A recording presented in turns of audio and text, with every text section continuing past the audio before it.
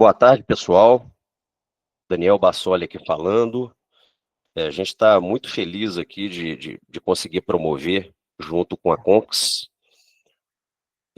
esse pequeno, né, esse mini curso que vai tratar aí da reforma tributária, um assunto aí que ainda é uma incógnita para muitos.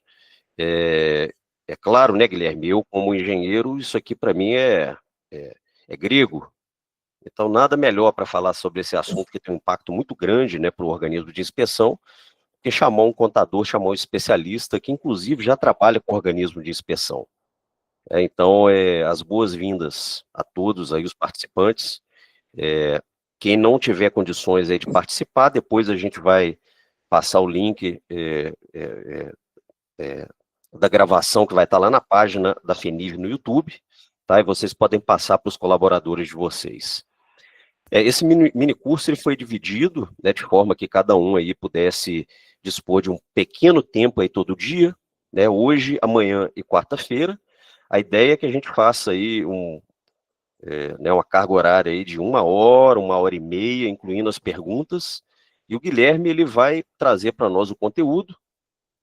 Ao final aí da fala dele, a gente vai abrir para perguntas, né? Então podem se preparando para poder aprender, questionar, buscar o entendimento que vocês precisem, anotem as perguntas e ao final a gente vai fazer essas perguntas para o Guilherme. Vocês podem também postar no chat as suas dúvidas, comentários, que a gente vai moderando e vamos aí passando as questões para o Guilherme, tá, pessoal? Isso para organizar melhor o nosso evento, que é muita gente que vai participar hoje. Tá? Eu agradeço de novo a participação de todos, espero que vocês aí curtam o conteúdo, que é um conteúdo essencial para, né, posso até dizer, arriscar dizer que é para a sobrevivência do organismo de inspeção, né? Elisão fiscal é um negócio muito importante, né, Guilherme? A gente tem que aprender a usar a regra ao nosso favor, tá? Então, eu passo aí a palavra para o Guilherme. Muito obrigado pela sua disponibilidade, Guilherme. Estamos por aí. Estou por aqui com o microfone fechado. Daniel, obrigado pela apresentação e também pela oportunidade de poder estar falando com empresários, né? Justamente eu hoje estar aqui a nossa escolha também como escritório, porque eu cuido mais dessa parte estratégica, expansão, enfim, do negócio das empresas, e a gente viu a importância de tentar desmistificar, porque vamos trazer de forma tão técnica, né? Porque hoje dentro do negócio aqui do escritório, a gente separa esses dois setores, né? Parte técnica e parte estratégica. Então, a gente queria trazer essa visão mais estratégica mesmo, e visão mais geral da reforma. Então, o Daniel comentou de ser grego, né, para os empresários. A gente vai tentar começar a explicar um pouquinho a língua grega, assim, né, e tentar chegar um pouquinho para o português, colocar mais ou menos na tela, que o empresário identifique a reforma como também uma oportunidade, né, não só se basear pelas mídias, né, porque as mídias elas trabalham um pouquinho com medo, mas trazer informação do que a gente tem conversado tanto com os fiscais, conversar com os profissionais de mercado que têm se antecipado em algumas ações, conversando com empresas que já estão no modelo teste. Então, a gente tentou trazer uma visão, um âmbito mais geral e tentar tirar o máximo da técnica, né? Mas trazer mais essa visão do que a gente entende dos pilares para entender da reforma. Ah, tá, eu entendi, é mais ou menos isso. Quais os próximos passos que eu tenho que ver? Então, a gente separou em 6 módulos, eu vou explicar depois 2 módulos, mas vou trazer primeiro 6 módulos até para botar na mesma tela todos aqui o que a gente vai conversar amanhã, o que a gente vai conversar no terceiro dia, e são conteúdos complementares, né? A gente entende que cada módulo vai se complementar com o que a gente separou aqui, tá? Então, por isso que a gente botou para empresários, porque não é uma reforma tributária para a área fiscal da empresa, não é a reforma tributária para um fiscal, enfim, para o empresário entender o que é isso, o que muda não só o imposto, mas muda toda uma cadeia de negócios com fornecedores, enfim. Então, por isso que a gente entende que é muito importante trazer essa visão geral. Então, o que a gente vai ver hoje? O que muda nos impostos, o regime de transição, né, de 2026 até 2033, entender que não vai ser uma mudança total, né, elas vão ter transições, e isso está na lei complementar, enfim, tem um cronograma e ele tende a ser cumprido, né, então é o que a gente quer trazer hoje. E também a precificação na prática, a gente quer dizer o que vai trazer o primeiro pilar do que muda na precificação para as empresas, né, isso no âmbito geral, tá, não só para a inspeção veicular, mas para todos. Então, falar com essa linguagem, né? O que a gente entendeu. Uma análise que a Veja fez, análise com 1.000 empresas diz que 93% pagarão mais com a reforma tributária. Então, foi feita uma análise, 93% das empresas pagarão mais com a reforma tributária. Então, vão ter mudanças efetivas, vai aumentar a carga, mas o que a gente quer trazer é uma visão também otimista em relação a isso, né? Ganhar mercado com isso. Aí vou me apresentar um pouquinho, né? Meu nome é Guilherme Hertz, eu sou empresário contábil, especialista em gestão de empresas, marido da Lara, pai da Betina, da Maria, e o Francisco, que está por vir aí também, que a minha esposa está grávida, e eu sou fundador e diretor da Concus Contabilidade. Então, hoje eu cuido da relação com o cliente na questão de gestão estratégica, tá?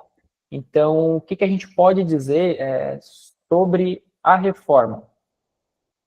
O Congresso hoje ele promulgou já a reforma tributária, isso já é lei, né? Então, já saiu a lei em relação a isso. Então, às vezes tem pessoas que estão tentando fugir, né, dessa mudança, tá? Não, isso aí ainda não vai passar. Não, já passou, né?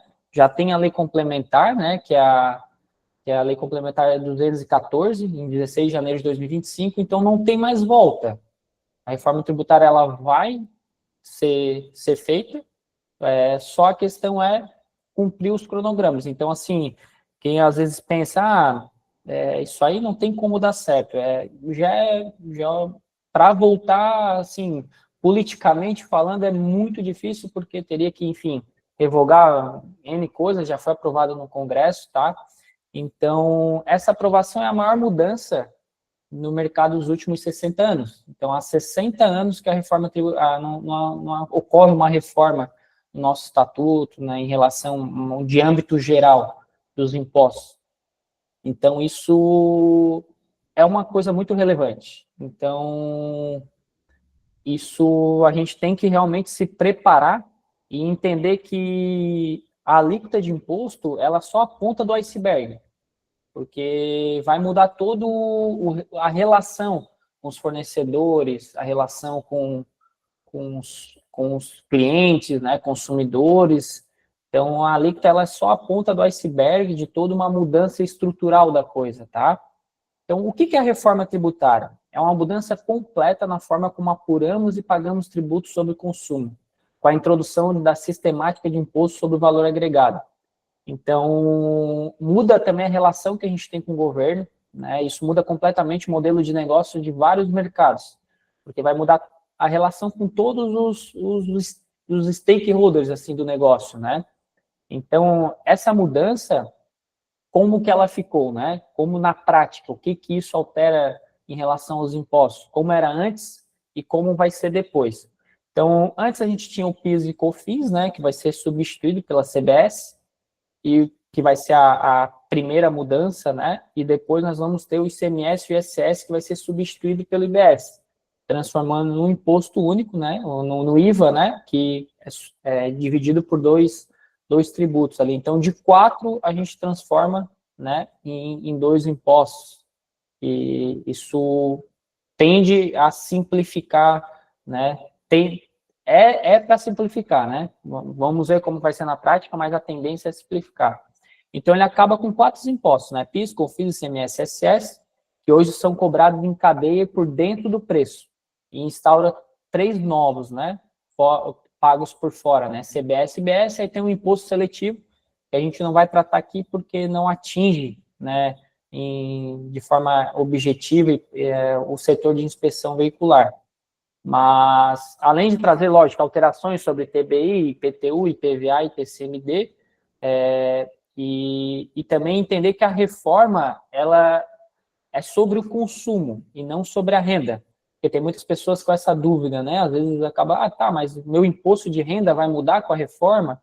Não, porque a reforma ainda não é sobre a renda, tá? Ela é sobre o consumo. Então, não altera também IRPJ e CSLL, né? E também não altera INSS. Então, hoje, de forma mais objetiva, é a alteração desses 4 impostos, tá? Como que vai funcionar essa transição? A reforma tributária, ela tem uma estratégia de transição, né? Ela, primeiro, vai ter o teste operacional do IBS e CBS, e avaliação de investimento, início de ajuste de preço, isso já em 2026. Então, em janeiro de 2026, a gente já começa com o teste operacional ali do IBS e CBS, a gente já começa a ver, a gente já tem que começar a fazer a avaliação de investimento e o início do ajuste nos preços. Então, o cronograma que a gente tem trazido para as empresas em janeiro de 2026, isso já deveria estar sendo feita a avaliação de investimentos e o início de ajuste de preço, porque a gente já tem que começar a entender os impactos que já vão tendo em relação a esses preços, né?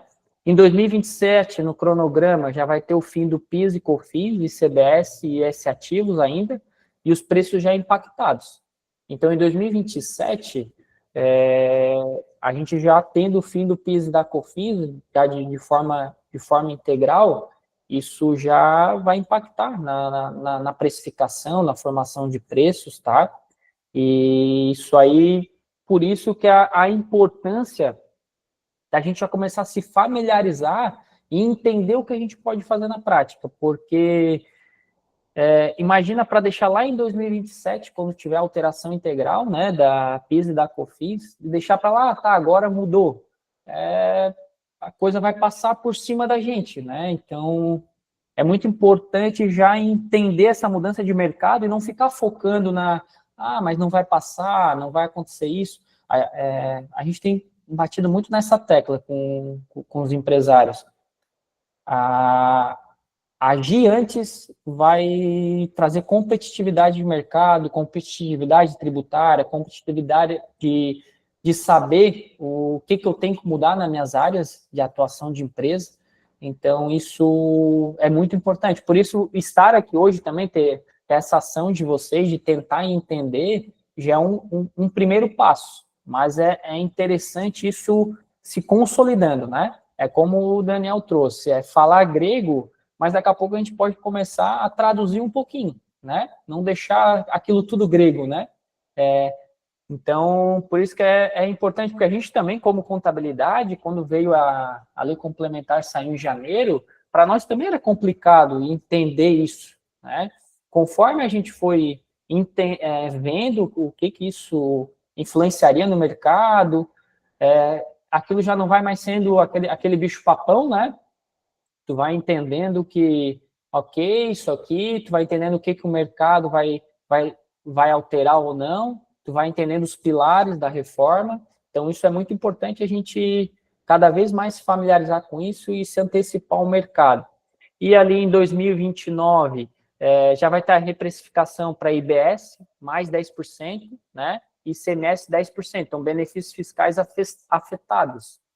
Então, a gente já vai começar também a ter ali, do IBS, já ter as mudanças, né? Em 2030, a gente já vai ter a reprecificação total, então a gente já vai ter o IBS mais 20%, ISS e ICMS menos 20%, então já vai estar uma reprecificação total em 2030.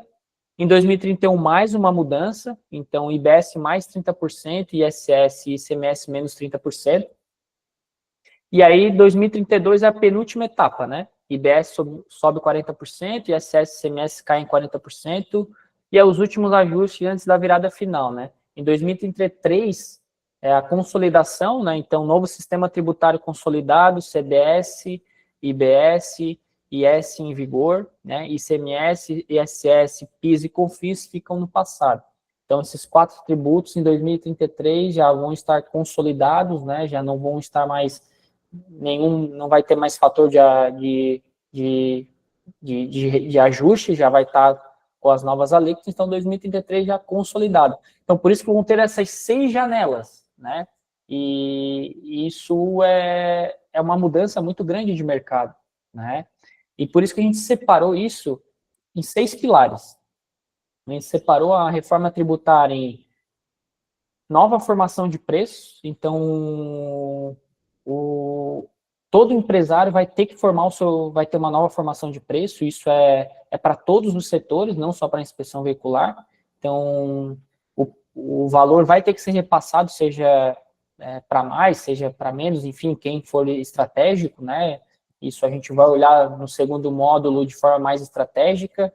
Então tem o segundo pilar, que são as alíquotas, de fato elas vão ser alteradas. Eu acho que tem muita gente batendo na tecla da alíquota, né? Ah, vai mudar a alíquota, vai subir a alíquota, muito preocupado, mas a gente entende que isso é de fato só a ponta do iceberg, assim. Então, tem também formato de apuração que vai mudar, geração dos débitos, geração dos créditos, né? Hoje, quem trabalha no Simples Nacional e a grande maioria das inspeções veiculares, né? Talvez ele não esteja tão familiarizado com a questão de gerar débito, gerar crédito, porque isso é mais para empresas do lucro real, né? E lucro presumido alguma parte também. Então, isso também vai mudar muito para o mercado em relação a empresas do Simples Nacional, porque a geração de débitos e créditos vão influenciar para todos, né? Porque os fornecedores vão querer esses débitos e créditos. Então, e também os clientes, né? Os clientes para quem vocês vão vender, para CNPJ, enfim. Por isso, até que esse módulo eu deixei específico para amanhã, para a gente bater bem nessa tecla porque eu entendo que quem é do Simples Nacional vai ter um pouquinho mais de dificuldade, eu digo, porque não está familiarizado com isso. Então, e o último, né, pilar, que é a combate à sonegação. Então, a reforma ela também entra como um pilar para combater ainda mais a sonegação, porque aí vai ser o nosso terceiro módulo, né? Que a gente vai falar sobre o split payment. Não sei se todos estão familiarizados com o split payment, mas o split payment nada vai ser do que, em resumo, o imposto já pago no ato da operação financeira. Então, não vai ter mais geração de guia, a apuração vai ser já no ato da geração, né? O banco já vai fazer a separação do que é governo, o que é para a empresa, enfim. Isso vai ser o nosso terceiro módulo, mas eu já trouxe no âmbito geral, né? Os 6 módulos, os 6 pilares que a gente identifica que vai bater bem assim na reforma. Então, trazendo sobre o primeiro pilar, né? Que é a nova formação de preços, o formato de precificar no Brasil vai mudar.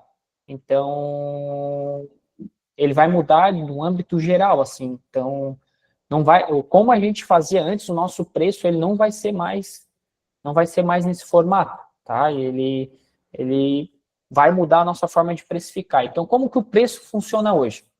Hoje, como é que funciona? A gente trouxe aqui uma nota, um exemplo de uma nota fiscal de São Paulo, né? Uma nota fiscal de serviço de São Paulo. Isso que vocês estão vendo é uma nota de São Paulo e o que eu quero é chamar a atenção aqui é que o valor total da nota ali, ele está, né, R$ 1.200, com uma alíquota de 2%, então, dentre vários tributos, ele paga 2% de ISS, que é um imposto municipal sobre consumo e faturamento. Então, o que acontece? Como que a gente calculava, né? O valor total do serviço era 1.200, colocava lá que o preço ele ficava dentro, né? Ele era um tributo por dentro. Então, se a gente fizesse ali a multiplicação de 1.200 por 2%, que é a alíquota desse tributo, a gente chegaria exatamente ao valor que está destacado, de R$ 24,00. Então, ele destacava sobre a base do cálculo, era o preço final. Então, tudo isso era por dentro, né? Então, e a gente paga ainda mais nos tributos sobre o faturamento, né? Com o PIS e COFINS. Então, a precificação ela era assim, eu chegava, emitia a nota, o 1.200, o imposto já estava embutido ali. Ele destacava o imposto, mas ele está no preço final, né, de R$ 1.200. Como que vai funcionar na reforma? O que que muda? A gente trouxe um exemplo, tá? Aqui é uma nota fiscal lá dos Estados Unidos, porque nos Estados Unidos já funciona dessa maneira, né? Eles já calculam o tributo por fora. Então, eles trabalham nessa modalidade de imposto sobre o valor agregado. Então, ou seja, tributos por fora do preço.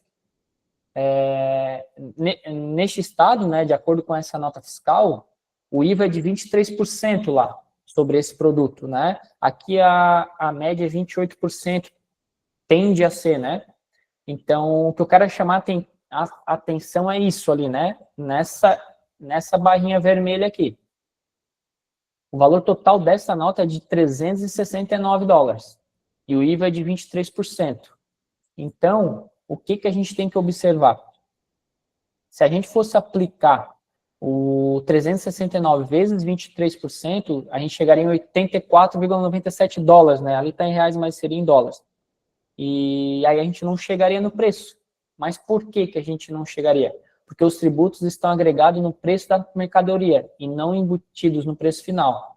Então, se a gente olhar ali a memória de cálculo, o empresário chegava no custo dele, era $300, né, sem considerar os tributos. Então, ele aplicaria ali o que lá é o VAT, né, no caso, a gente chama de IVA aqui, mas lá é o VAT.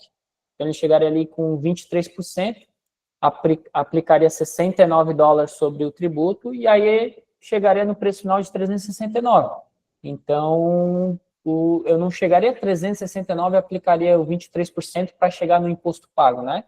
Eu chego na minha precificação, no meu custo, acrescentando todos os custos, e aí aplico a minha alíquota de 23%, chegando no preço final de 369.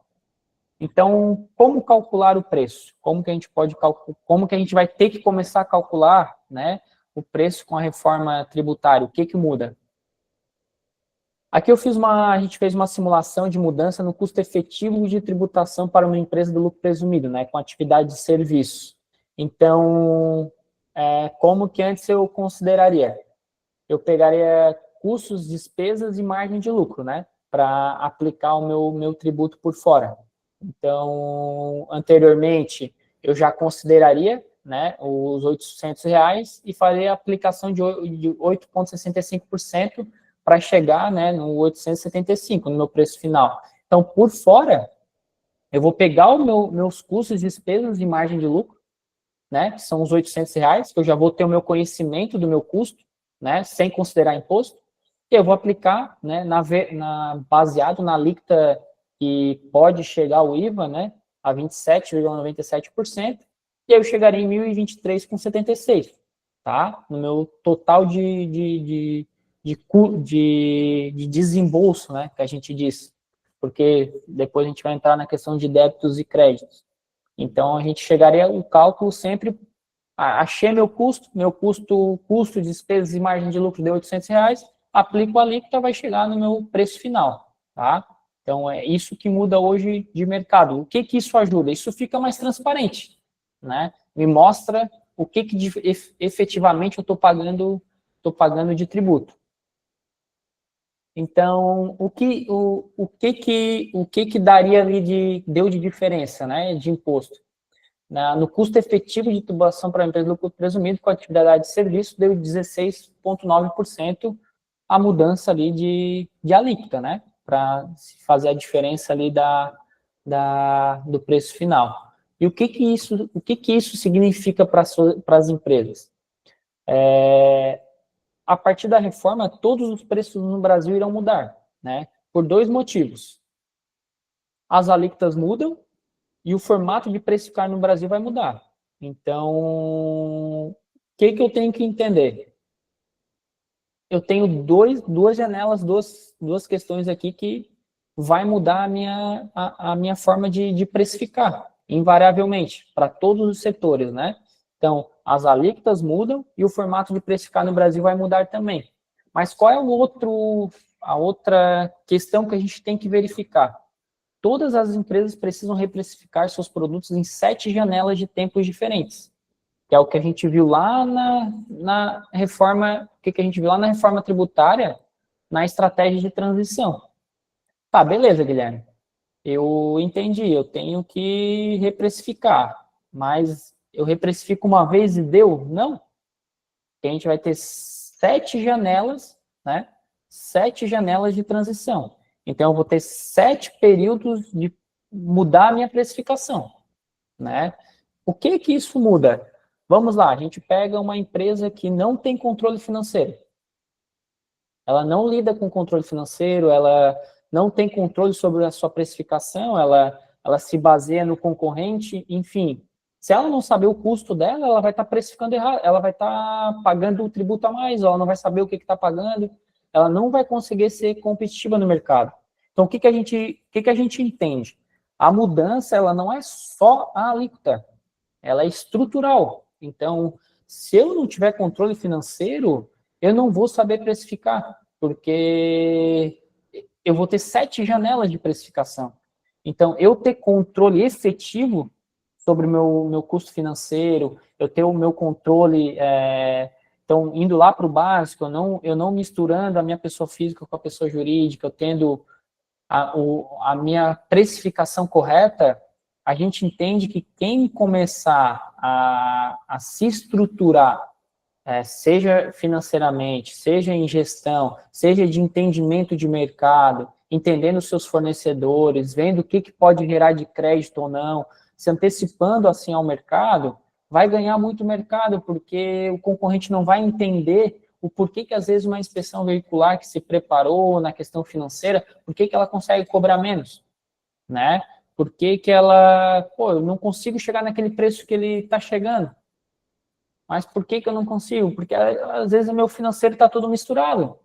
Eu estou pagando conta da minha pessoa física na minha pessoa jurídica, eu não sei a minha margem de fato, então às vezes eu acho que eu estou ganhando, mas eu não estou. Então, começar a estruturar o financeiro, olhar os tipos de fornecedores, regimes, né? Os clientes, se tem cliente PJ, se eu sou do Simples Nacional, será que eu tenho que mudar o meu regime de fato? Então, são os primeiros passos que a gente entende que isso pode ganhar muito mercado. Então, como tem 7 janelas, a gente vai ter 7 janelas de precificação diferentes. Então, essa janela de precificação é um pilar muito importante. Por isso que a gente colocou como o primeiro pilar, porque é o primeiro que vai ser atingido. E a gente entende que essa janela de precificação, eu não consigo mudar de um dia para o outro, né? Eu tenho que começar a estruturar minha empresa se ela não está. Então, eu tenho que ter o mínimo de controle, seja numa planilha de Excel, ou seja, se eu já tenho uma planilha de Excel, se eu quero otimizar com o sistema financeiro, enfim. Então, isso é muito importante, a gente analisar, né? Ver o que isso pode influenciar no nosso financeiro, primeiramente, né? Eu não saber precificar, isso vai impactar muito, porque agora eu vou depender muito na minha precificação, estritamente saber o meu custo, porque eu vou, a partir daí que eu vou colocar a margem do imposto, né? Então, ele é muito importante, tá? A gente começar a entender isso. E aí a gente vai para o segundo pilar, que a gente entende que é a alíquota, né? As alíquotas, elas de fato vão mudar, então é um ponto também a gente começar a entender quais são essas alíquotas, né? O que vai influenciar, o que traz a lei complementar, né? O que a gente tem que começar a observar, né? Nesse pilar da alíquota, que como eu volto a dizer, né? A gente às vezes foca muito nisso, tá? Hoje eu pago 7, 6% de imposto, estou pagando 8, estou pagando 10, enfim. Tá, eu vou pagar mais, né? Tudo isso depende, tá? Porque a gente não vai entrar tanto nessa área de fatores de redução, enfim, mas eu quero tentar trazer dentro desse pilar o que é a mudança de fato, né? Que ela parte de uma alíquota de referência, né? Mas a gente vamos ter outros fatores para reduzir essa alíquota, tá? Então, cada caso tem que ser estudado de forma individual, porque cada um vai ter a sua forma de fazer a sua alíquota, né? Porque vai depender muito do fator de redução, vai depender muito do que eu posso dar de crédito, o que eu posso, né, gerar de débito, enfim. Então, em relação às alíquotas, hoje a referência para os setores, né, seria de 28%. Então, com redução em 30%, 40%, 50%, 60%, 70% e até em 100%. Então, tudo isso a gente tem que considerar o tanto que eu posso reduzir, né, de alíquota. E o IBS, né, que é em relação ao IBS e o ICBS, né, que gera o IVA, primeiro o IBS, como eu vou ter 6 possibilidades de alíquotas, porque eu tenho 6 possibilidades de redução, né, da alíquota, e a gente fez um cálculo aqui, né, da loucura do que pode ter de quantidade de alíquota. Por que cada caso é um caso? Porque se eu chegar e colocar cada empresa dentro de uma janelinha e dizer, ó, tua empresa é essa, a outra também vai ser isso. Não sabemos. Vai depender do município, vai depender do fator de redução, vai depender do que eu gero de crédito.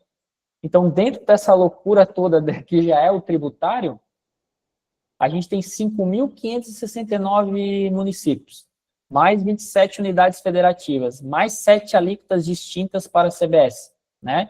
Então, quantas alíquotas possíveis que podem ser geradas? 33.422, né? Então, é alíquota pra caramba, né? Então, cada caso vai ter que ser estudado, assim. E aqui não é, a gente não entende que é um cenário, que loucura, né? É um cenário pessimista. Não, as empresas elas vão ter que ser cada vez mais estratégicas. É isso, profissionalizar mais cada vez mais seus setores para ganhar mais mercado, assim. Então, tem essa possibilidade e a questão é que aumentou mais os números de possibilidades, né? Baseados na questão da redução. Então, a partir da reforma, as alíquotas serão únicas por todas as operações, né? Com hipótese de redução para determinadas atividades. Ela será uma soma do que o governo federal ele vai decidir, né, sobre a CBS. Então, e o estadual mais o municipal. Então, o IVA brasileiro, ele tende a, de fato, ser o mais caro do mundo, né, baseado na alíquota de referência. Então, uma coisa que se fala é que o Brasil vai ter o IVA mais caro, isso é verdade, tá? Então, como alíquota de referência, a gente vai ter a alíquota de referência mais cara de todo mundo. Então, a gente vai ter esse prêmio, né? Esse prêmio negativo, a gente vai ter, né? O país com o maior IVA. A diferença é que nós vamos ter mais fatores de redução também. Então, por isso que eu volto a dizer,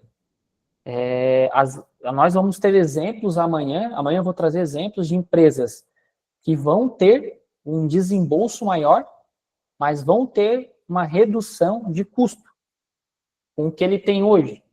Então, essa é a loucura que a gente vai estar trabalhando dentro do cenário, né? Então, a gente vai ter empresas que... Por isso que, para uma empresa do Simples, inicialmente, é um pouquinho complicado de entender, porque o que a gente está acostumado no Simples? A gente tem um valor, faturamos 40 mil, vamos pagar um imposto, beleza. Tira os nossos custos, é isso que sobra. Com a reforma, não vai funcionar dessa maneira. Com a reforma, eu vou pagar o imposto, né, vou desembolsar, só que eu vou ter débitos e créditos, e talvez o crédito vai diminuir a minha carga tributária, minha carga efetiva, meu custo. Então, o que eu vou ter? Talvez eu vou ter um desembolso na hora maior, mas depois eu vou me creditar mais. Então, eu vou ter um custo menor. Então, isso que é a loucura da coisa. Então, um outro exemplo que a gente fez, tá? Um impacto na precificação de serviços de tecnologia. Olha o que vai mudar. O preço atual com tributos, né? A gente pegou ali R$10.000. Então, na tributação atual por dentro, ele tinha R$565, chegando no preço líquido de 9.435. Mas lá, a nota dele saía os R$10.000, né? Com IVA por fora, eu tenho que achar meu preço líquido de tributos, que é 9.435, eu aplico meu IVA, né, de 27,97%, eu chego na minha tributação de 2.638 e o meu preço após a reforma vai ficar 12.073,97. Então, eu vou ter um preço maior, né? Um aumento efetivo no desembolso. Olha o que eu vou ter que aumentar de desembolso, né? Por que a gente trabalha a palavra desembolso? Porque, de fato, eu estou desembolsando mais, eu estou tendo que pagar mais para aquele serviço de tecnologia, né? Só que, volto a dizer, eu posso talvez me creditar e o meu custo efetivo ser menor, né? Porque lá o meu custo era 10.000 e ponto, né? Eu não tinha, uma empresa do Simples, eu não tinha direito a crédito, né? Agora, talvez, eu analisando essas possibilidades de débito e crédito, eu possa começar a estudar, né? Talvez, às vezes, diminuir de fato, às vezes, o meu custo efetivo. Então, essa é a mudança de como eu vou fazer a minha precificação, tá? Um outro exemplo de locações, às vezes, quem também, às vezes tem um aluguel, enfim, isso pode impactar para quem gera, vai fazer, aluga, vamos supor, eu tenho uma sala comercial e eu alugo, vai impactar também no locatário, né? Porque vai mudar a forma de ele precificar também. Então, eu vou lá, pago R$10.000 do preço atual com tributos, né? Então, lá, minha tributação atual por dentro, chegando no meu preço líquido é 9.635. Com IVA por fora, eu tenho 9.635 de custo, né? Aplico o meu IVA, 27,97%, e chego ao meu preço total após a reforma, de 12.329,91. Então, eu tenho um aumento de desembolso de 23,3%. Então, isso impacta muito no minha questão financeira, né? A gente vai trabalhar muito isso, principalmente no terceiro módulo, sobre o split payment, sobre a importância de saber o meu fluxo de caixa. Porque, às vezes, eu vou ter esse aumento de 23% no meu desembolso, né? E olha o impacto que isso é na minha geração de caixa. Porque eu estou tendo que desembolsar meu imposto efetivo na hora, eu vou ter que desembolsar na hora, e antes, como é que eu fazia? Antes era recolhido a guia, e eu recolhia 30 dias depois. Então, eu tinha aquele imposto, eu tinha que pagar aquele imposto 30 dias depois, então aquilo estava no meu caixa por 30 dias. Sem contar, às vezes, as empresas que às vezes acabam não pagando o tributo e ainda parcelam. Então, assim, não vai ter mais isso com a reforma. Eu vou ter que desembolsar o imposto na hora. Ele já vai ser separado, né? Aí a gente vai trabalhar no terceiro módulo como que vai ser isso na prática, tá?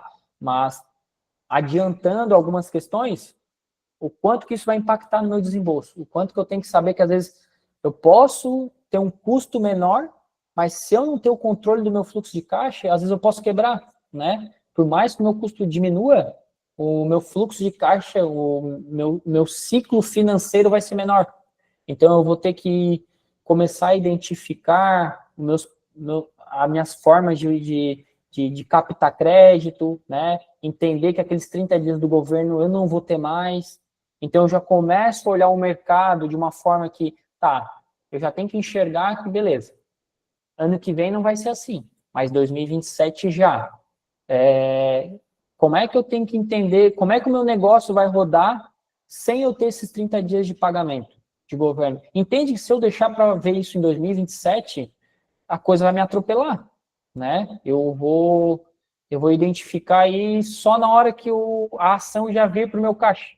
Então, se eu não começar a identificar, começar a entender o quanto que isso vai impactar no meu ciclo financeiro, aí o mercado ele vai me engolir, né? Ele vai, pô, eu chego lá em janeiro de 2027, eu não sei o que vai me impactar, eu só estou preocupado com a alíquota, não estou olhando a mudança estratégica de mercado, o que vai impactar no meu ciclo financeiro, né? Se eu não enxergar isso antes, eu não vou conseguir ganhar mercado, na verdade, eu vou diminuir, né? Por isso que a gente entende o pensamento do empresário ele tem que ser estratégico. A alíquota é só a ponta, né? A alíquota ele tem que, lógico, tem que debater isso de forma individual, com o contador, enfim, isso tem que olhar de forma individual o impacto, fazer um planejamento tributário é importante, mas a gente tem que começar a entender de uma forma estratégica a coisa. E pensando de forma estratégica, o quanto que a gente pode ganhar mercado com isso, né? Com um empresário que não vai ser estratégico. Ele vai só querer apagar incêndio, né? Vai acontecer o problema, o que eu posso fazer agora, né? Se a gente se antecipar, se nós se anteciparmos, a gente vai conseguir ganhar muito mercado com isso, tá? E o que vai acontecer com o lucro presumido? O tributo sobre consumo serão os mesmos, né, do lucro real. Então, o que eu tenho que olhar? A gente vai analisar somente o cenário do IRPJ e CSLL, né? Que são os tributos sobre a renda. Então, a gente vai ter que analisar só esse impacto. Então, quem tem um lucro maior que a presunção vai se manter no lucro presumido. A presunção para serviços de inspeção veicular é 32%. Então, se eu entender que eu tenho um lucro maior do que 32% da minha presunção, né, eu vou me manter no lucro presumido. Senão, eu vou começar a analisar a possibilidade de ir para o lucro real, enfim. Então, isso vai entrar no meu planejamento tributário, né? Então, eu já tenho que começar a considerar isso. Já tenho que começar a entender. A minha empresa do lucro presumido, eu tenho que entender, com a reforma, faz sentido eu me manter? Como que hoje é o meu lucro, né? Então, tudo isso a gente tem que começar a avaliar esse cenário, né? O que isso significa para a minha empresa, né? Beleza, eu entendi, Guilherme, isso vai impactar, eu vou ter que fazer meu planejamento tributário, mas o que isso vai significar efetivamente em relação à minha empresa, né? Estudo com mais de 1.000 empresas, tá? A gente pegou aqui um estudo que impactaria algumas questões relevantes. Então, o aumento de preços a clientes finais, consumidores, 73% praticamente vai aumentar, né? O aumento de preços a clientes finais. O aumento de preço para clientes intermediários também, empresas, vai aumentar em 86% das empresas, 87% praticamente, e perda significativa de margem e lucratividade, 47% das empresas. Então, assim, terão 73% das empresas que vendem para consumidores, eles vão ter que aumentar preço. Isso já é um fato, né? Que é um fato, né? Dentro dos estudos que foram feitos, né? A empresa que analisou, ela viu que 73% vão ter que aumentar para o cliente final. Então, se eu vou ter que aumentar o meu custo, eu tenho que já começar a entender se isso entra, né? O quanto que isso impactaria o meu cliente, né? Se eu consigo, de fato, repassar, onde que eu vou ter que ser mais efetivo para, mesmo repassando, eu continuar tendo a mesma margem, enfim. Então, o que a gente tem que fazer? A gente vai ter que reavaliar o nosso regime tributário. É o primeiro passo em relação à questão tributária, né? Eu vou ter que começar a analisar o que isso vai impactar no meu regime, né?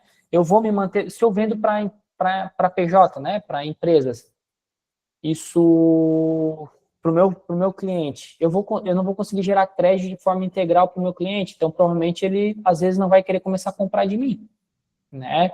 Então tudo isso eu tenho que começar a mapear, né? Isso primeiro eu mapeio, eu olho, toda a minha cadeia de fornecedores, minha cadeia de clientes. Eu marco uma reunião para entender também, junto com o meu contador, onde que a gente pode ser efetivo em relação a isso, né, dentro do regime, né, entender de forma mais prática, e a gente vai trazendo esses pontos, né? Então, o que eu quero trazer para vocês é que a gente não foque somente a reforma como uma mudança somente de alíquota, né? Ali a gente trouxe o IVA maior do mundo, beleza, mas a gente tem que entender o que de fato vai mudar em relação aos outros pilares, né, que a gente entende que é mais importante que a alíquota, e quanto que eu posso ser efetivo para ganhar mais mercado. Então, por isso que o primeiro passo é eu entender o meu regime tributário e reavaliar ele. Mas reavaliar pensando no quê? Na minha mudança de alíquota? Não. Todos esses cenários. Quanto que eu posso gerar de crédito para o meu cliente, né? O quanto que eu posso pegar de crédito do meu fornecedor. Então, para a reforma, hoje, eu acho que os primeiros passos são esses, né? Principalmente, às vezes, contratos que eu tenho com os meus clientes, reavaliar meus contratos, né? Se eu tenho contratos a mais longo prazo, colocar essa cláusula também da reforma, né? Porque às vezes eu tenho um preço fixado com o meu cliente e se às vezes eu vou renovar um contrato, eu tenho que avaliar isso junto com o advogado também, já colocar essa cláusula da reforma, né? No impacto. Então, o que eu quero trazer nesse primeiro módulo para vocês é essa visão mais ampla da mudança estratégica das empresas, tá? Então, o que eu quero e espero poder o Daniel trouxe isso no começo, daqui a pouco não está falando mais grego, né? Começar a entender e ser efetivo no mercado. Então, isso é o que eu hoje gostaria de trazer para vocês. Para amanhã, aí eu vou ser um pouco mais, eu vou trazer um pouco mais parte prática em relação a esses débitos e créditos, o que eu posso gerar de crédito e débito, se eu sou do Simples Nacional, o que eu consigo gerar ou não, eu tenho que me manter no Simples ou não neste cenário aqui, então a gente vai trazer cenários mais práticos para poder enxergar mais esse mercado, tá? Então, acho que dentro do que a gente planejou aqui de tempo, Daniel, é o que mais ou menos eu entendo que poderia trazer para os empresários, tá? Muito bem, Guilherme. Hoje, pelo que eu entendi, a palavra-chave foi planejamento tributário. Então, entendendo aí como que a regra vai acontecer, como que vai ser regulamentado de fato, temos que levar para o nosso contador para a gente poder fazer esse planejamento. E aqui eu queria expor algumas questões aqui, Guilherme. Você tem acesso ao chat aí. Eu vou passar aqui primeiro, mas a Adriana, você já quer falar, Adriana? Adriana, nossa presidente, ela, primeiro evento nosso, ela no papel de presidente. Se já quiser falar, Adriana, fica à vontade, tá? Senão eu vou passar por alguns comentários aqui.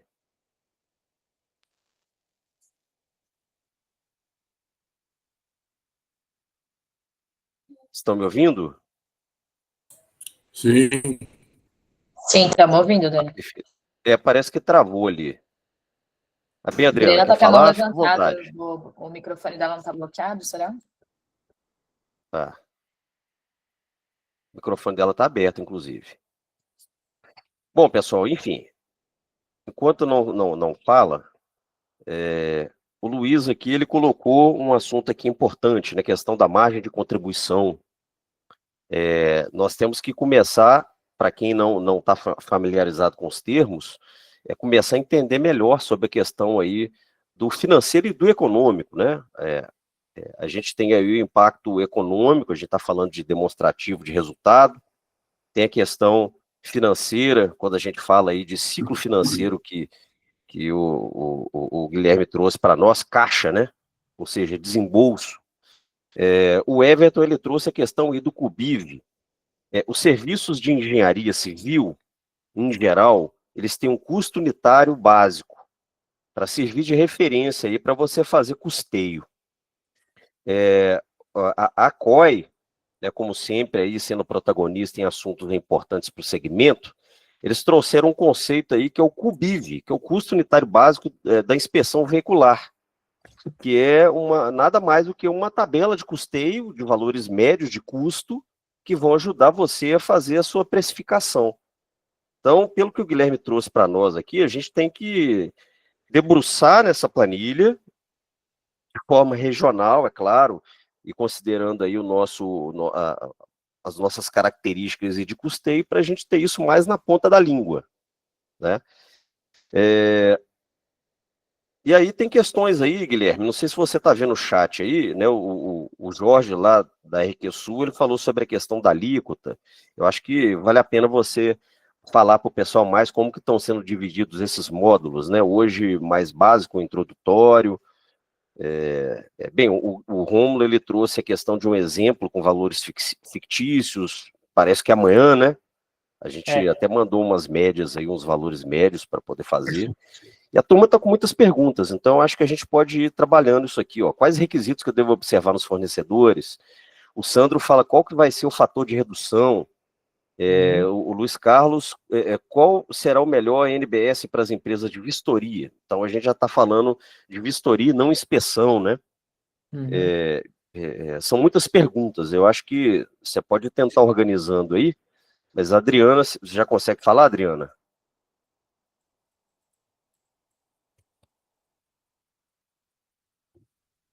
Eu acho que ela está sem microfone. Bom, peraí.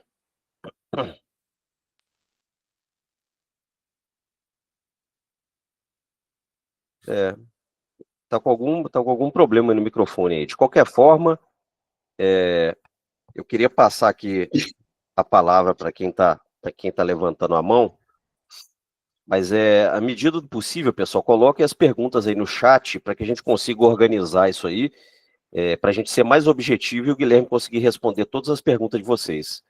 Lembrando que amanhã e depois de amanhã a gente tem outros módulos que vai falar aqui de crédito, de débito. Na quarta-feira ele vai falar de split, né? Vai falar de combate à sonegação. Então a coisa ela vai continuar. Eu desabilitei o microfone, tá, de todo mundo. Eu posso. Vamos lá. Escuta? Adriana. Eu acho que era o meu microfone aqui que estava com problema. Pode falar. Eu acompanhei aí as explicações do Guilherme e o Everton foi muito assertivo aí na condição do CUBIV. E a minha dúvida era justamente isso. Quando a gente já tem esse modal estabelecido para dentro do segmento, para dentro do sistema, se isso pode ser incorporado para a nossa utilização. Quer dizer, eu não preciso de um fator de formação de preço. Isso já é pré-estabelecido e convencionado. Se isso tem alguma validade aí para a gente dentro dessa reforma. Ótimo, ótimo. Posso falar aqui, Daniel? Pode sim. Eu acho que você pode olhando as perguntas aí do pessoal, aí no chat, e respondendo, né? Surgiram mais algumas outras perguntas aí do Magdael. O que eu vou tentar? Eu vou tentar focar no assunto de hoje ali, porque senão vai fugir do que, vamos supor, para amanhã a gente vai... que eu vi ali que tem perguntas sobre como é que vai funcionar o fator de redução, enfim. Isso aí a gente vai esmiuçar mais amanhã. Talvez para estruturar o fator de redução, ele é complexo. Não é que é complexo. Ele tem etapas, né? E aí seria necessário, para entender, mostrar essas etapas, porque cada um vai ter cada empresa vai ter uma questão de fator de redução que tem que considerar. Então, como amanhã a gente vai esmiuçar bem isso aí, talvez, não sei se é interessante tocar.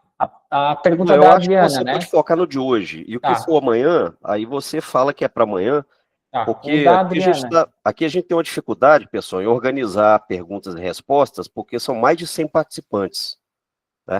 Então, eu acho que vocês podem colocar no chat as perguntas, elas vão ficar registradas, o Guilherme vai respondendo o que é de hoje, o que não é de hoje ele vai avisar, e amanhã a gente retoma aí os assuntos.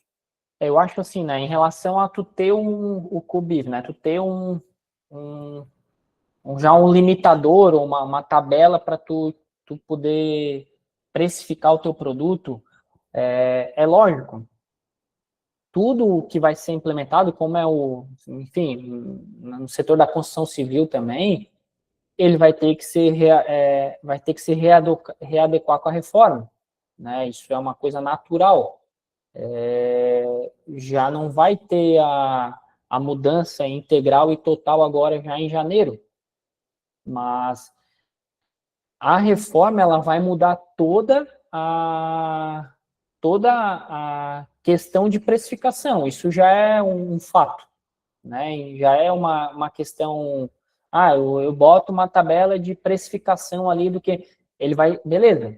Ele vai ser um parâmetro, mas toda empresa ela é criada para gerar lucro, né? Então, o que a gente tem que se atentar com a reforma é o formato de precificação que vai ser alterado. Aí outros fatores externos à reforma, eles vão ter que se readequar à reforma. Isso já é uma realidade da coisa. Cada setor vai ter a sua particularidade, lógico, né? Em relação à questão de incidência, de referência, enfim. Mas o que a gente tem que se atentar, e é o que a gente aborda aqui nesse assunto, é o formato de precificação mudando. É isso que a gente tem que focar, né? A gente não vai mais colocar é essencial o nosso controle financeiro, porque a gente vai partir daí. O Luiz comentou muito bem sobre a margem de contribuição. Eu não sabendo a minha margem de contribuição, como é que eu vou saber quanto que eu consigo contribuir com a formação de preço? Né? Isso é muito importante, ter esse conhecimento. Guilherme, agora além de eu entender sobre inspeção, eu tenho que entender também sobre parte financeira. Se eu quiser sair na frente, sim. Né? É uma questão de eu entender que isso é essencial para o meu negócio. É onde eu vou conseguir ser efetivo, eu saber a minha margem de contribuição, né? Para eu saber quanto que o meu negócio sustenta uma nova precificação em 7 janelas, né? Vão ter 7 janelas de precificação, porque a coisa não vai ser tudo de uma vez. Ela vai ser, ano a ano, vai ter que ser reprecificado. Então, imagina nessas 7 janelas eu não saber a minha margem de contribuição, né? E aí eu achar que eu estou lucrando X e eu estou lucrando Y, né? Então, isso, de fato, é o que vai ser importante, né, para a nossa formação de preço. E ali, o Jorge também perguntou, a alíquota para quem está no Simples também será de 27,97%?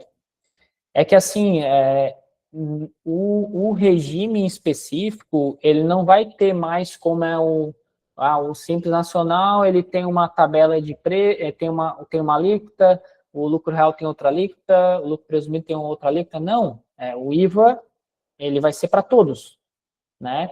O diferencial vai ser a geração de créditos e débitos. O quanto que eu consigo diminuir desse 28%, né? É isso que vai...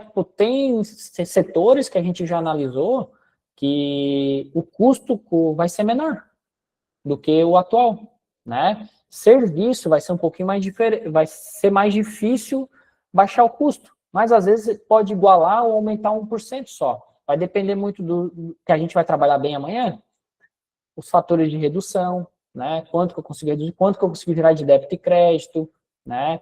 Uma empresa do Simples Nacional, ele vai gerar menos débito e crédito. Então, se eu tenho um cliente final aí, que é PJ, e a minha empresa é do Simples, às vezes pode ser que o meu cliente, que é do lucro presumido ou real, ele não vai querer eu como cliente. Ou ele vai falar, é o seguinte, aquele lá me gera mais crédito, consegue fazer o mesmo preço? Então, é isso que a gente tem que se atentar ao mercado, assim, né? Entender os meus tipos de clientes, meus tipos de fornecedores, enfim. Então, é isso que a gente tem que olhar, né? O Rômulo também já consegue trazer um exemplo com valores fictícios, com esse passo a passo, para entender no período, saber se está acima do ponto de equilíbrio. Daí o Rômulo já trouxe ali, né? Isso amanhã a gente vai abordar essa forma prática, né? Como que, na prática, eu gero débitos e créditos e chego meu valor final, tá? Então, amanhã a gente vai trabalhar isso com exemplos mais práticos, né, para entender um pouco mais na prática a formação do meu preço depois o preço final mesmo, né?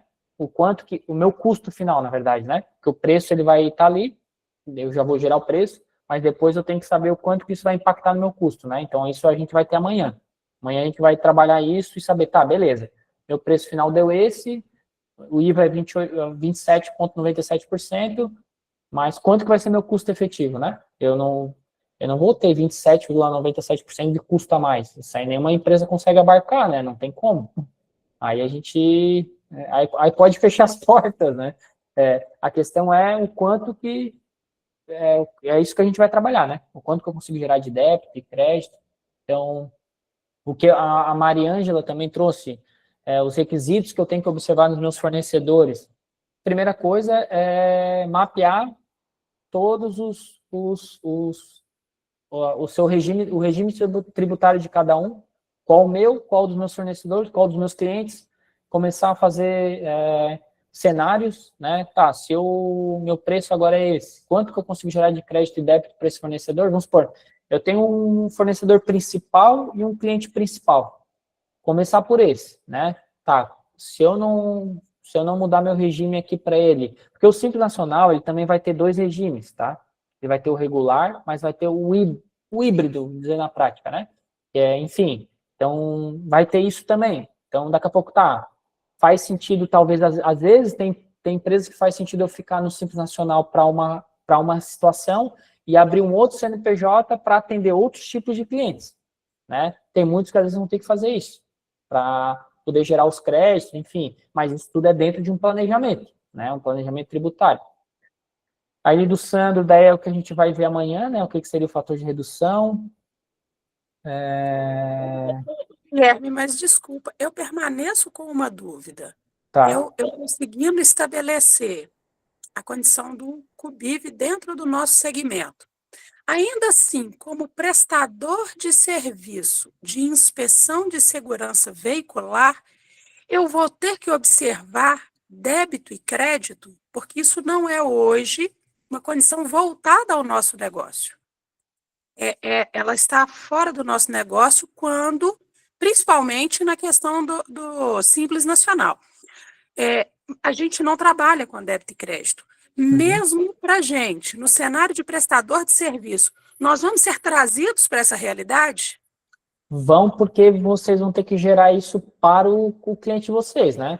Se o consumidor de vocês final é pessoa física, ok. Não tem que analisar isso. É pessoa física em geral. Tem empresas, né? Então tem empresas não. também. Então não, porque a pessoa física não vai se acreditar de nada, né?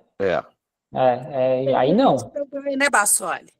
E aí, se a gente tem contrato com a pessoa física, se a gente tem contrato com a pessoa jurídica, a gente vai ter que entrar nesse modal de débito e crédito, que não é uma realidade nossa hoje. Adriana, Essa virou uma preocupação. Adriana, não é que tu vai ter que entrar, é que assim, o teu cliente vai pedir para tu entrar, entendeu? Porque ele vai querer o crédito. Entendeu?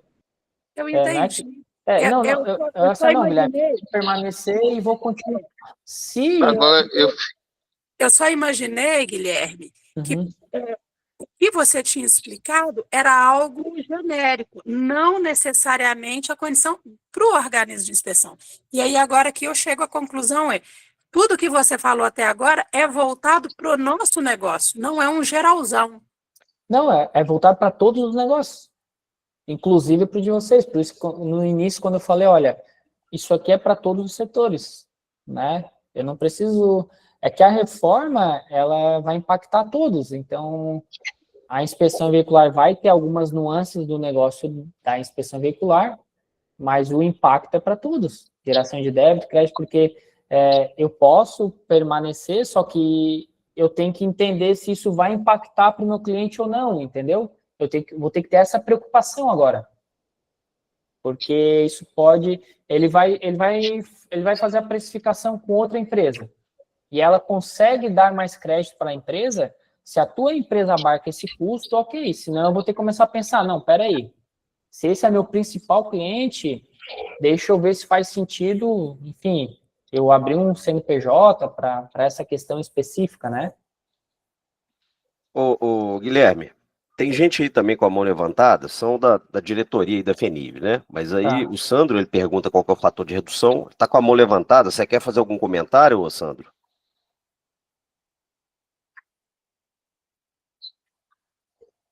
Bom, Só uma questão, Adriana, ficou claro? Só para eu entender. Pode sim, te agradeço. o Luiz, ele pergunta qual que é o melhor NBS para empresas de vistoria, né, igual eu tinha falado, e o Magdael, ele fala em não recebendo, é uma pergunta interessante aqui do Magdael, né? Não recebendo o valor da nota fiscal que emitimos, como fazer nesse caso? É o vendedor duvidoso, né? Como é que é? Desculpa, não entendi a pergunta. É o comprador duvidoso, né? É o valor ali que às vezes você vai emitir a nota fiscal e aí isso aí é faturamento, mas aí você pode não ter a receita, você pode não receber. Isso, aí a gente vai entrar lá na questão do split payment. O que acontece? Quem foi que fez a pergunta? Desculpa o nome. Foi o Magdael. Magdael? Isso.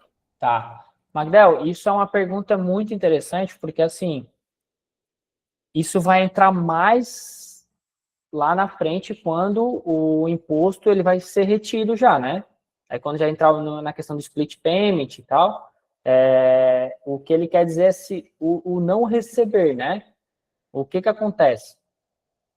A operação do split payment, ela já vai fazer a separação do tributo. Então, o tributo lá na frente não vai ser mais pela nota fiscal. Ele vai ser pago pela operação financeira. A nota fiscal, ela é só um documento auxiliar. Então, o imposto ele não vai ser mais gerado pela nota fiscal. Ele vai ser gerado pela operação financeira. Aí o problema não é mais a relação ali em nota fiscal específica. É na geração de crédito, porque eu só consigo depois gerar crédito se o meu fornecedor, ele pagou o tributo. Se ele não pagou, eu não consigo gerar crédito. O problema não vai ser esse do não recebimento, porque tu só vai pagar na geração do recebimento ali, né? Da operação financeira. O problema vai ser saber se o meu cliente é adimplente, porque aí senão eu vou ficar travado no meu crédito, entendeu? Eu vou receber menos, porque já vai a parte para o governo, e aí se aquele fornecedor não pagar a parte, geração, eu não consigo gerar aquele crédito, entendeu? Mas esse é um outro problema, né? A gente vai entrar lá na parte do split payment, mas a dúvida do Magdael, isso não acontece porque o imposto ele não vai ser mais pago pela nota fiscal, tá? Ele vai ser na geração financeira. E aí entra a tecnologia, aí a gente vai entender o que é isso. O que é esse split payment, essa separação de pagamento, tá? Guilherme, tem outra pergunta que parece que tem a ver com o assunto, né? A Giovana, ela perguntou qual que será o prazo do ente fiscal para eventual creditamento, abatimento da empresa. A previsão legal ou vai depender de algum ato infralegal? Creditamento, abatimento da empresa. Tá. Ele não tem o creditamento, ele não tem um prazo específico, né? Mas o split payment, aí a gente entra nesse, o split payment, ele tem os bancos não tem um prazo, né? Isso é uma não tá claro na LC, né? Na lei complementar. Mas o split payment ele vai ter que ter um prazo mais ou menos de 3 a 5 dias para o repasse, né? E aí depois entra o creditamento. Então, o creditamento ele vai depender da agilidade do pagamento e da separação, tá? Tem muitas perguntas, muitas questões aqui sobre crédito, né? Crédito, débito. O Sandro, ele falou sobre a questão da inspeção, que a maior parte da despesa é folha, né? E aí você não tem dedução em cima de folha. Dedução vai englobar tudo, tá? Vai ter também, vai ter despesa de tudo. Também. Tudo vai mudar daí. Tudo é despesa, só menos uso e consumo pessoal, né? Então, assim, sei lá, os sócios gastaram com comprar o sorvete. Vai entrar na despesa, tá? Mas isso aí a gente vai entrar amanhã, por isso que eu acho que a dúvida está sendo disso, porque a gente não tratou sobre isso ainda, né? Guilherme, a informação que eu tenho é que a folha de pagamento não entra como crédito, ela não deduz o crédito para poder fazer essa débito e crédito, entendeu? E como a maior parte da nossa despesa é a folha de pagamento, nós não temos como a folha de pagamento não gera crédito para a gente, não entra como despesa. Não, daí não, tá? A única questão é o uso e consumo daí, tá? Então, aí minha maior despesa é com folha de pagamento. Tem 60% todo mundo, né? A folha de pagamento. Deduzível, o imposto vai ser gigantesco. Não, é que não talvez possam ter se confundido, tá? Na hora que, na leitura ali da coisa. Porque despesa com o pessoal entra na... Certeza? Sim, tá na lei complementar, porque talvez... Na verdade, é custo direto, né? Isso é custo direto. Sabe o que pode ter confundido? É que a lei complementar traz uso pessoal, não despesa do departamento pessoal, é de uso pessoal. Então, tudo que é de uso pessoal não entra nas despesas, tá? Bom, aqui, o Kleberson, ele fala sobre, né, que ele acha difícil também gerar crédito. Enfim, a gente vai ter maiores esclarecimentos, né? Porque amanhã. A maior dúvida está em relação a esse tempo, que a gente não entrou ainda na questão prática da coisa amanhã, né? O que eu quis trazer hoje era o quê? Precificação, formatação de preço, entendeu? E lembrando, pessoal, que isso tudo está lá na ementa, lá na página do curso, né? A página lá do Simpla. Então, amanhã, segundo aqui o conteúdo dividido, a gente vai ter débito e crédito na prática, crédito financeiro explicado de forma simples, Simples Nacional versus regime regular, e o que muda é a emissão de nota. Então, esse é o conteúdo aí para amanhã. No dia 29, quarta-feira, ele vai falar sobre o split payment, impacto do fluxo de caixa, necessidade do planejamento financeiro, responsabilidade das plataformas e maquininhas de retenção, fiscalização eletrônica, né, dentro aí da questão da sonegação, né? O Danilo Rodrigues, ele fala que 95% dele é cliente pessoa física, enquanto o Sandro fala que cada um tem uma particularidade, né? Isso, por isso que a importância de cada caso é um caso, sabe? O que eu quero trazer aqui, tipo assim, não vai ser resolvido o caso particular só assim, analisando. Não, eu PF, então eu não vou precisar. Depende. Se eu precisar é porque foi melhor para mim, entendeu? Por isso que o planejamento tributário, ele entra meio que uma obrigatoriedade, né? Porque é individual, né? Cada um vai ter o seu redutor, enfim... E lembrando que isso tudo é gradual, né? As mudanças vão ser graduais, vão ter reprecificações de mercado, assim. Então, lógico, se eu vendo para pessoa física, o impacto para mim de geração de débitos e crédito, ele ainda não vai ser não vai ser grande, né? Mas se eu vendo muito para pessoa jurídica, eu tenho que entender o regime do meu cliente, né? Entender se vai impactar ou não. Começar a fazer análises e cenários, né? Tá, se eu vender para ele X, se eu vender para ele Y, tá? E aí é interessante só trazer daí amanhã para o pessoal, porque ficou essa dúvida da folha, daí a gente, como vai explicar sobre isso, sobre os cursos, aí eu trago ali o que traz LC, enfim, tá? Legal. O Matheus é vice-presidente da FENIV, ele queria fazer algum comentário aí, Matheus. Fica aí com a palavra. Boa tarde, Guilherme, aos demais colegas. Guilherme, eu tenho duas perguntas. A primeira pergunta é o seguinte: a folha de pagamento não gera crédito para bater o imposto. Tá. A segunda é o seguinte: vai ter algum sistema para as empresas para alimentar isso aí, por exemplo, como o SICAF, ou vai ser o escritório de contabilidade da ITL? Só uma observação, a folha entra, tá? Tá. A folha entra como geração de crédito ali. Tá definido isso aí, então. Tá na LC complementar, né?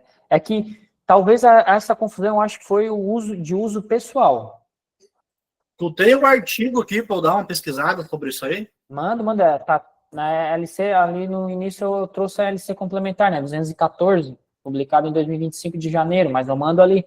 Amanhã a gente vai falar sobre débito e crédito, daí eu já trago isso aí para vocês também ali da LC complementar certinho. Eu acho que a turma está mais preocupada aí com o possível aumento de preço, né? Então a questão da alíquota e das possibilidades aí de redução.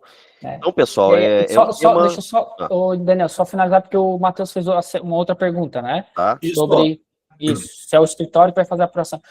O escritório, ele vai gerar a partir da informação que vem da empresa, né? Então, a informação financeira, tipo, a não ser que o escritório de contabilidade faça o teu financeiro, é a empresa que vai fazer a geração de toda a informação, e aí o escritório entra dentro do extrato. Se as tuas informações dentro do extrato, elas não estiverem coerentes, né, uma conciliação coerente, pode gerar um problema, né? Tá, eu tenho uma pergunta também. Vamos lá, Renato. Vai ter um período aí de adaptação, né? Um período de transição. Uhum. A nossa turma aí, a maioria absoluta aí, ela tem opção pelo Simples Nacional. A minha pergunta é a seguinte: em janeiro do ano que vem já não vai existir mais o Simples? Ou vai ter não. O Simples vai continuar existindo, tá? Inclusive vamos ter 2 opções de Simples Nacional. O Simples regular, que é o que a gente conhece hoje, e o Simples híbrido, que é o Simples que pode dar crédito. Mas é um caso bem específico, tá? E aí amanhã eu vou explicar sobre esses regimes também. Mas não é em janeiro, porque em janeiro a mudança ela vai ser gradual. Então, em janeiro ele já não vai ter um impacto já direto para isso. Mas pode ter um impacto se eu vendo para PJ. Porque se eu vendo para PJ, eu já tenho que fazer essa análise tributária, tá? Mas não vai ter de forma já em janeiro já tenho não, porque a mudança ela ainda não é tão como que eu posso dizer, brusca, né? Porque em janeiro de 2027 sim, né? Em relação a PIS e COFINS ali, mas em janeiro eu tenho que no mínimo já saber os meus tipos de fornecedores, meu cliente, para eu começar já a entender, tá? Então, tem clientes nossos que a gente já está olhando agora. 2026 é o ano do planejamento, né? Tributário. Isso, exatamente. A gente já está fazendo agora. Por quê? Porque às vezes a gente tem cliente que tem contrato de longo prazo. Então, a gente tem que entender o mercado, né, de cada um, assim. Tem uns que vão ser... tem um cliente que ali, aquele exemplo, 95% é pessoa física. Ele não tem que se preocupar agora, beleza, mas ele já tem que entender se ele querer ir para certo mercado, enfim, tá? Quanto mais antes se antecipar, melhor.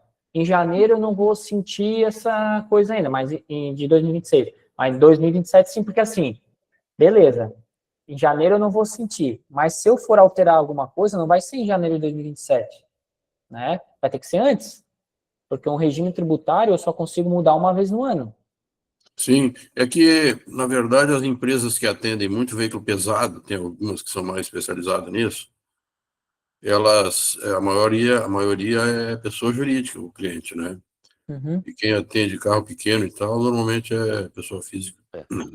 Daí tu já tem que fazer o estudo para ver essa mudança para 2027, né? Mas já entendendo, tá? Se isso alterar, porque assim, se a minha empresa eu tenho que mudar ela estruturalmente, não é uma mudança de um dia para o outro, né? Então assim, como é que hoje está o meu setor financeiro?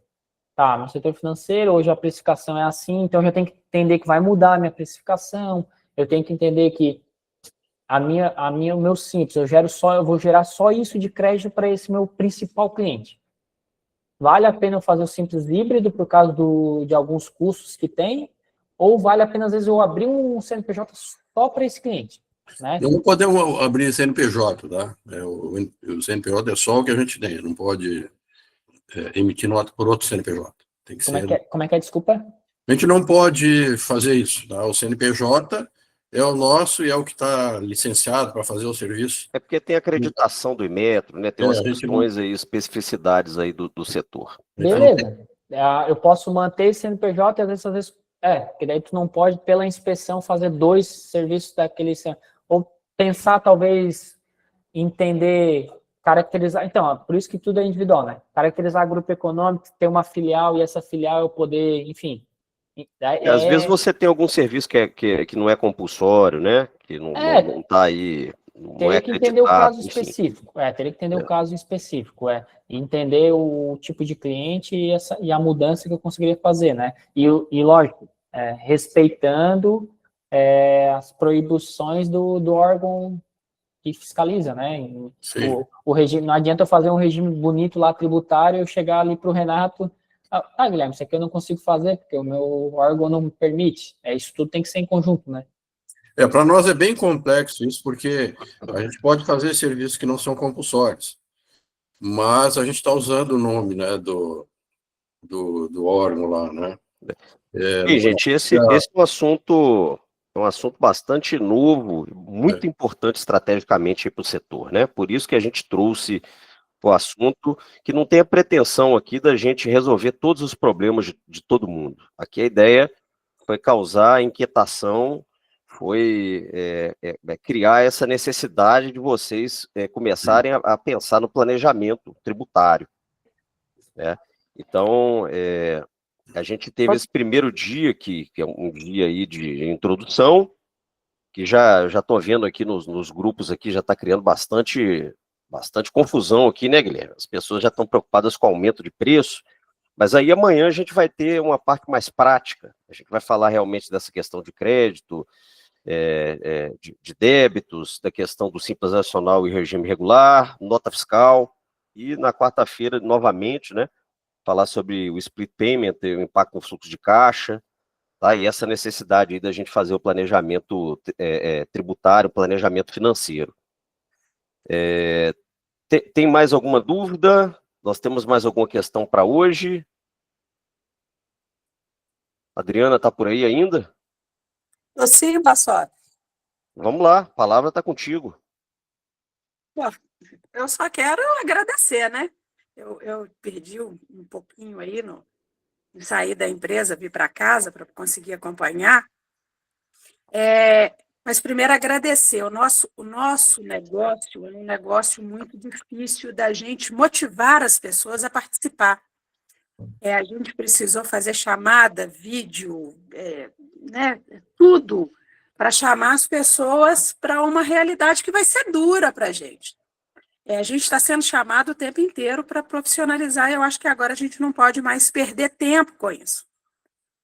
Eu quero agradecer o Guilherme, né, a Fernanda, principalmente, aí, porque a Fernanda se prontificou a organizar o negócio e fez o negócio acontecer. Agradecer o Guilherme e contar com vocês aí para dar a mão para a gente e levar a gente para um futuro promissor, porque a gente geralmente vê ladeira abaixo. A gente é um segmento bem sofrido. E obrigada, amanhã tem mais, tá? Contem com a FENIV aí sempre. Posso só... Desculpa, Pode palavras finais aí, Guilherme. Dani, só interrompendo vocês, o link de amanhã é o mesmo, né? Só para o pessoal ficar avisado, mesmo não dá link. Confusão de novo, né? Mesmo link. Uhum. Tá, eu vou dar só, então, as considerações finais, agradecer ao Daniel, a Fernanda também, e a Adriana, e principalmente também ao Luiz, que é um cliente nosso e depositou também essa confiança em nós, né? E a gente está aqui, não é, talvez possa ter gerado mais dúvidas, né? Mas assim, não é para ser um cenário, eu não entendo que é para ser um cenário pessimista, tá? Porque todos vão ser impactados, nosso setor contábil também, mas eu entendo assim, tá? Quem está aqui buscando informação, eu acho que já está saindo muito na frente, porque o que a gente vê de mercado é que o pessoal não tá deixando a coisa acontecer, assim. E eu acho que a cada mudança, como teve outras mudanças significativas, a diferença está na preparação, porque isso faz muita diferença, assim, competitividade de mercado. Eu acho que, assim, não é uma questão para... O medo, a gente só gera medo porque a gente, às vezes, não está preparado. Mas, assim, o que eu quero trazer não é essa geração vão vir problemas. É a geração quanto mais conhecimento, menos medo a gente tem, porque mais a gente entende que o bicho não é tudo isso não, tá? Porque a gente já está desde janeiro, que foi quando saiu a lei complementar, está estudando isso e a gente entende que é uma oportunidade. Não é uma oportunidade para quem se prepara, assim. Para quem não se prepara pode ser que seja um risco, mas assim, e pode ter certeza, vão ter cenários que vai diminuir o custo, vão diminuir o custo, e enfim, então começar a se preocupar um pouco assim com a profissionalização da coisa, e espero poder ter contribuído para pelo menos assim entender um pouquinho, começar a trabalhar com a lógica das coisas, desmistificar as coisas, né? Vamos supor, vai entrar o custo de folha ou não, então às vezes já trazendo essa informação, vocês já estão saindo na frente, já estão entendendo que sim, para dialogar já é diferente, né? Até às vezes numa cobrança de planejamento. Então, agradecer a oportunidade de vocês, porque não é fácil também às vezes tirar uma horinha aí, todo mundo teve que ceder um pouco aí também do seu tempo, da sua correria, né? Ainda mais no setor de vocês, que é bem solicitado aí as demandas. Agradecer, espero poder ter contribuído um pouco com isso, e espero também que o segundo e o terceiro dia complemente com as dúvidas geradas, né? Eu estou à disposição para poder sanar todas as dúvidas, não vou ter a pretensão de que vou conseguir, mas vou pelo menos tentar, tá? Então, eu espero vocês amanhã, que aí a gente vai entrar bem nessa questão de débito e crédito, né? O que pode, o que não pode, o que vai impactar no meu custo final, tá? Aguardo vocês lá e espero poder, se não todos, a maioria esteja amanhã para a gente poder complementar esse conteúdo e tentar pelo menos sair no terceiro dia assim, pelo menos alguma coisa eu aprendi, né? Tá bom? E estou à disposição. Obrigado, Daniel, e até amanhã. Obrigado, Guilherme. Obrigado aí pela participação de vocês, pessoal. Amanhã tem mais, tá? Amanhã é quarta-feira. Guardem aí um pouquinho do tempo aí para vocês conseguirem aí participar e a gente conseguir promover esse debate aí no segmento. Obrigado, boa tarde, até amanhã.